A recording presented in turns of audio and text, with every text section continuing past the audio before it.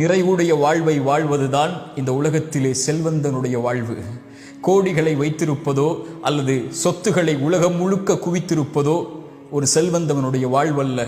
இந்த உலக வாழ்வில் வாழும் போதும் மரணிக்கும் போதும் நிம்மதியோடு அல்லாஹ் கொடுத்ததை கொண்டு திருப்தி அடைந்து அல்லாஹ்வின் மீது நல்லெண்ணத்தோடு குறைவுபடாமல், யா அல்லாஹ் எனக்கு நீ எந்த குறைவும் எதிலும் வைக்கவில்லை என்று, அல்லாஹ் எதை கொடுத்தாலும் கொடுக்கவில்லை என்றாலும் திருப்தி அடைந்து வாழக்கூடியவர்களை அல்லாஹ் ரப்புல் ஆலமீன் நேசிக்கிறான்.